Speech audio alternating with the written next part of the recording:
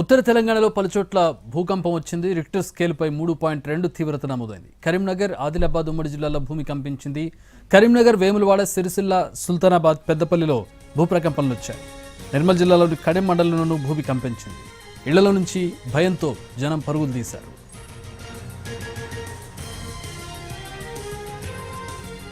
మా ప్రతినిధి భాస్కర్ జాయిన్ అవుతున్నారు. ఈ భూప్రకంపనలకు సంబంధించి మరిన్ని వివరాలు తెలుసుకుందాం. భాస్కర్, ఏంటి పరిస్థితి ఎట్లా ఉంది? 3.2గా నమోదైనట్టుగా తెలుస్తోంది. యాక్చువల్గా ఎట్లా ఉండింది అక్కడ పరిస్థితి? ప్రత్యక్ష సాక్షులు ఏం చెప్తున్నారు?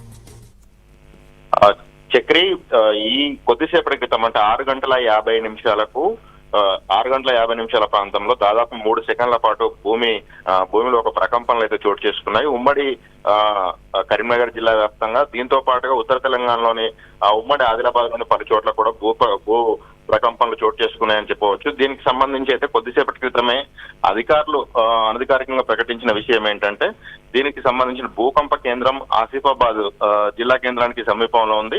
ఇది భూమి లోపల 10 కిలోమీటర్ల దూరంలో ఈ భూమిలో ప్రకంపనలు చోటు చేసుకున్నాయి. దాని తీవ్రత 3.9 ఉందని ఇప్పటి వరకైతే అనధికారికంగా ప్రకటించిన సిచ్యువేషన్ అయితే ఉంది. చక్రి, దీని నేపథ్యంలో మనం చూసినట్టయితే గత 2 నెలల క్రితం ఒకసారి ఇదే విధంగా భూకంపం వచ్చింది. ఈ భూకంపం అప్పుడు భూకంప కేంద్రం వచ్చేసి గోదావరి పరివాహక ప్రాంతంలోని ములుగు దగ్గర ఉంది.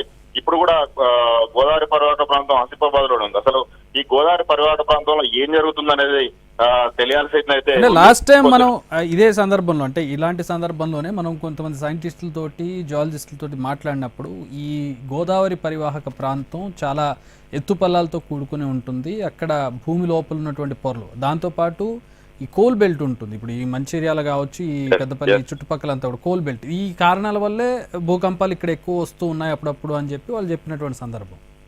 అయితే ఇది పైకి చెప్తున్నప్పటికీ కోల్ బెల్ట్, ఆ తర్వాత మైనింగ్, ఈ గోదావరి లోయ పరివాహక ప్రాంతంలోని భూమి పలకల్లో కదలికలు అని చెప్తున్నప్పటికీ, అయితే అంత లోతు మేరకైతే భూమికి సంబంధించిన పలకల్ని తొలగించేంత దూరం అయితే మైనింగ్ జరగదు. 10 కిలోమీటర్ల లోతులో మాత్రమే భూకంపం వస్తుంది. అంతకంటే పైన వస్తే దాని తీవ్రత ఎక్కువగా ఉంటుంది. అయితే ఈ భూమి లోపల ఏవైతే పలకలు ఉంటాయో ఆ పలకల్లో కదలిక వచ్చిన సందర్భంలో ఈ భూకంపం వస్తుందని చెప్పేసి సిస్మాలజిస్టులు కానీ, ఇతర జియాలజిస్ట్ శాస్త్రవేత్తలు కానీ దీనికి సంబంధించి ఇంతకు ముందు చెప్పారు.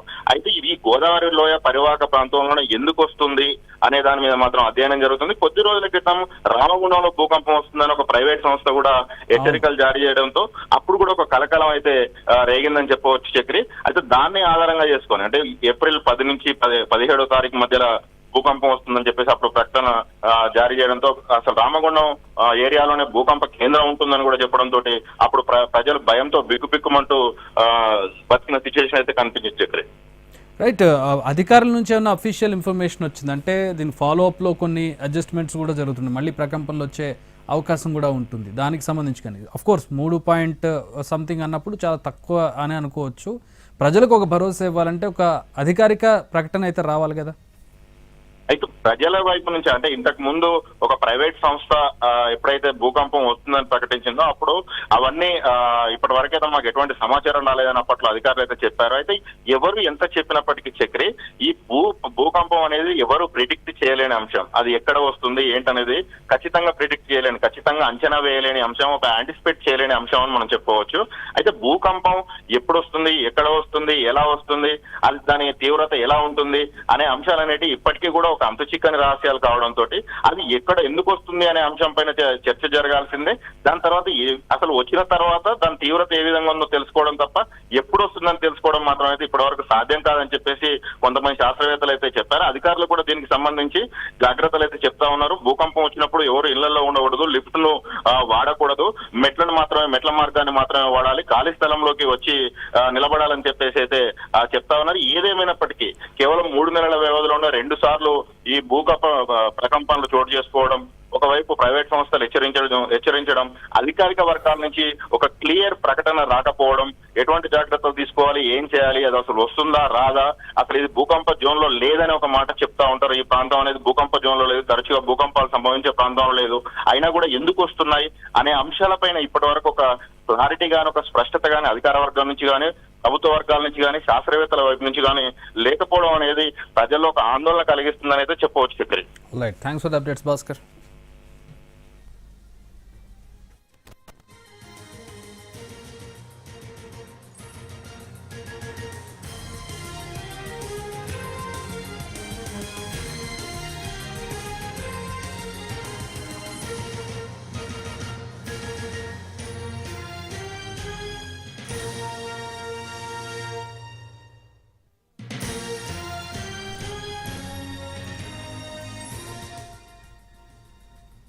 ఉత్తర తెలంగాణలోని పలు జిల్లాల్లో భూప్రకంపనలు సంభవించాయి. 3.2 తీవ్రతగా రిక్టర్ స్కేల్ మీద నమోదైంది. కరీంనగర్, ఉమ్మడి ఆదిలాబాద్ జిల్లాల్లో ఉన్నటువంటి కొన్ని ప్రాంతాల్లో భూమి కంపించింది. కరీంనగర్, వేములవాడ, సిరిసిల్ల, సుల్తానాబాద్, పెద్దపల్లిలో భూప్రకంపనలు వచ్చాయి. ఇక నిర్మల్ జిల్లాలోని కడెం మండలంలోనూ భూమి కంపించింది. ఇళ్ల నుంచి జనం భయంతో పరుగులు తీశారు. అయితే చాలా తక్కువ 3.2గా నమోదైంది కాబట్టి చాలా తక్కువ స్థాయి భూ ప్రకంపనలు అనుకోవచ్చు ఇవి. ప్రజలు భయాందోళన చెందాల్సిన అవసరం లేదు, కానీ జాగ్రత్తలు తీసుకోవాల్సిన అవసరం మాత్రం ఖచ్చితంగా కనపడుతోంది. ఎందుకంటే తరచుగా ఈ ఏరియాలో భూ ప్రకంపనలు వస్తూ ఉన్నాయి. దీని మీద ప్రభుత్వం నుంచి కానీ అధికారుల నుంచి కానీ ఒక ప్రకటన కూడా రావాల్సిన అవసరం ఉంది.